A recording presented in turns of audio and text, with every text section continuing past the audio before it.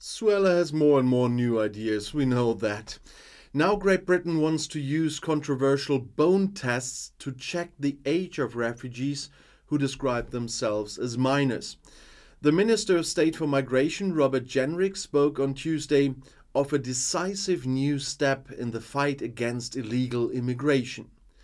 The government in London wants to prevent adult migrants from posing as minors in order to receive special support services.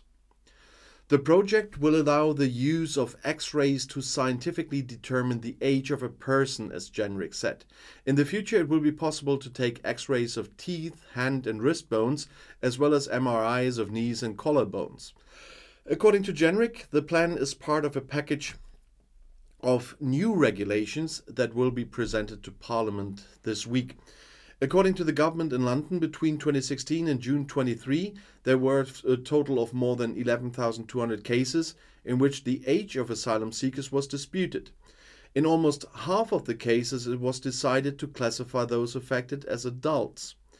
The tests are already being used in several European countries. However, they are controversial among both doctors and aid organizations, and critics question their reliability. The British government has made combating illegal migration one of its priorities. For example, people who entered the country illegally can no longer apply for asylum in Great Britain, although it's against international law. London is also pursuing plans to send these people directly to Rwanda. So Great Britain wants to prevent migration by all possible means. After an agreement with Rwanda and accommodation on water, GPS transmitters could now be used as well. I talked about this earlier. The British Conservative government is considering using GPS transmitters to monitor arriving migrants, according to a report in the Times newspaper.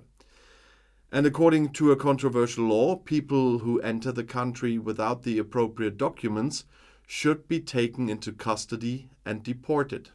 However, there's not enough space for this, as the paper reported.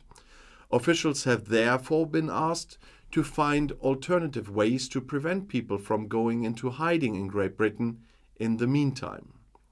One of the possible options is to equip all arriving migrants with an electronic ankle bracelet, as the newspaper wrote. When asked about this, Home Secretary Suella Braverman told Sky News in a television interview that she was considering a range of options. The government is working intensively to increase its detention capacity, but it's clear they are looking at all options, and they say they want to ensure that we have some control over people so they can go through our system and we can then deport them from the UK, as Braverman says. According to the Times, officials have raised concerns about the idea of monitoring arriving migrants with GPS devices. It could cost a lot of money. There may not be enough devices, and it would also be difficult in terms of human rights. Oh, really? Well, Prime Minister Sunak wants to deter migrants with drastic laws anyway. Anyone who enters the country without permission will be detained, deported as quickly as possible, and no longer allowed to apply for asylum in Great Britain. According to the government's wishes, people should indeed be sent to Rwanda. However, the plan is on hold due to legal dispute. In August, 5,369 migrants arrived, more than ever in a month since records began in 2018. In total, almost 21,000 people arrived in Great Britain on this dangerous route this year, fewer than at the same time last year, though. An important argument in favor of Brexit was that Great Britain would then be able to control more closely who comes into the country. Since then, irregular migration has increased significantly. The Conservative British government is now relying on their drastic laws as a deterrent. As I said, anyone who comes into the country without permission should be interned and deported, regardless of their personal circumstances. And critics speak of a ban on asylum.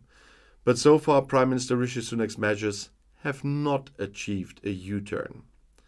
And if you want to know more about new ideas of Suella Braverman or Brexit or other UK politics or the EU, the next video is right here in the end screen. I'll see you there. I'll be back.